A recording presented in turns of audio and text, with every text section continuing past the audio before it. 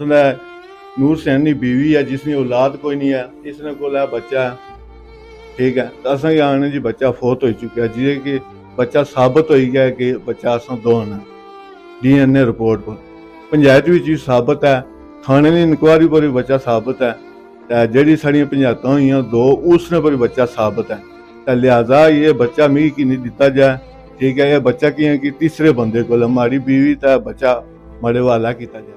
अस्सलाम वालेकुम नाजरीन, Dadyal leaks M Sohail official page नाल तुहाडी खिदमत विच हाज़िर हां। नाजरीन, आए रोज़ डडियाल शहर ने अंदर ऐसे वाक़यात और ऐसे केसेस सामने आने पे जेह्ड़े कि पहले लाहौर, कराची और दीगर शहरों में बड़े सुनने सो।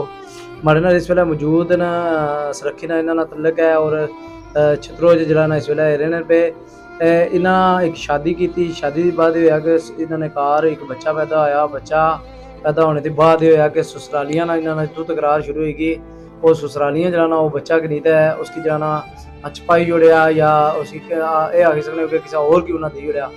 इन्हें की बड़ा लेट पता लगा, इन्हें अदालत केस किया। केस करने के बाद जरा ना ये साबित होया बच्चे ने DNA होया। DNA के बाद साबित होया कि बच्चा इन्हों ने आया।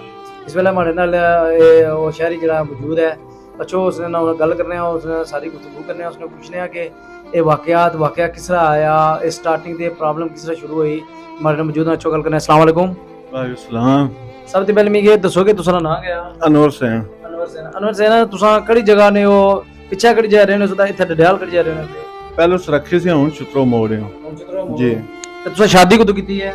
बिहारी कराड़ा तो। बिहारी कराड़ा तो। ए मिगी दसो ये जेह्ड़ी तुसां कहानी बयान कीती माड़े गै ए खुदा की हाजिर नाजर रखी ते कुरान बराल दी ते तुसां की जनो ये जो कुछ मारे गए सब बयान कर सब कुछ सच है? जी हाँ बिल्कुल आही सकने।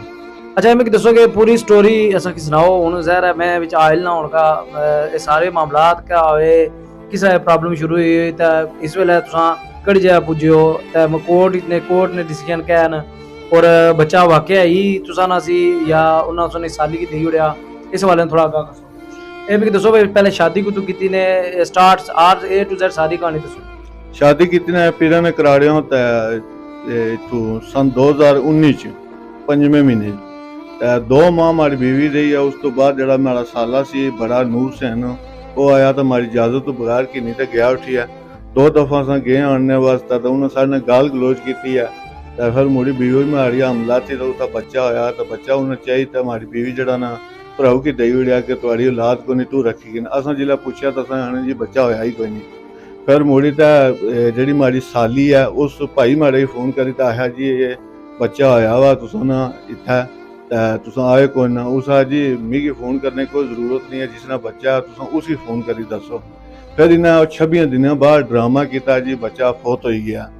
असा की इसको किसा बंदे असा की नहीं पाई है ना, हमारा नंबर इन्होंने को मौजूद सी, इन्होंने काम बनना सी मिगी फोन करी तो तुम दसो। इन्हें मुल्लू ना जिक्र ही नहीं किया। फिर मुड़ी अस थाने दरखास्त दी है, इन्हें बुलाया गया, इंक्वायरी हुई है, उसका बच्चा साबित होया। फिर मुड़ी अस कोर्ट केस किया, कोर्ट इन्हें बयान दिते, बयानों पर भी बच्चा साबित है। मुड़ी अस पंचायत की है, पंचायत भी बच्चा साबित है। ATM की नीत है गुलपुर जड़े पीर न कासम बाजी और उतू ATM की नीत नठे 10 दिन उतना भी बच्चा साबित है। फिर अस इस DNA कराया लो तू रिपोर्ट आई है, 3 दफा डडियाल कोर्ट ही रिपोर्ट पड़ी गई है, रिपोर्ट पर भी बच्चा साबित है।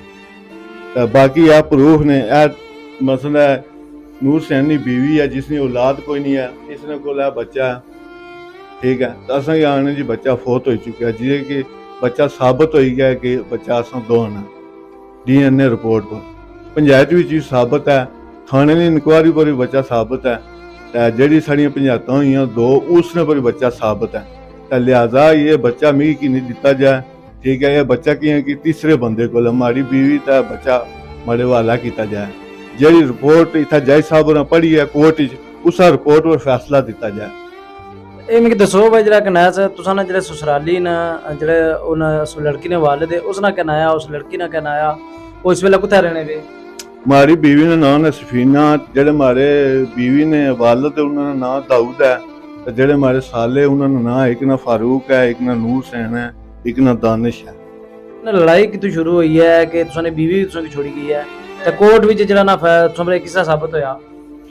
साड़ी कोई लड़ाई नहीं हुई है, सिर्फ हमारे साले की पता चलिया कि साड़ी मशीरा बीमार है, उसने औलाद को नहीं उस 2 शादियां की हैं।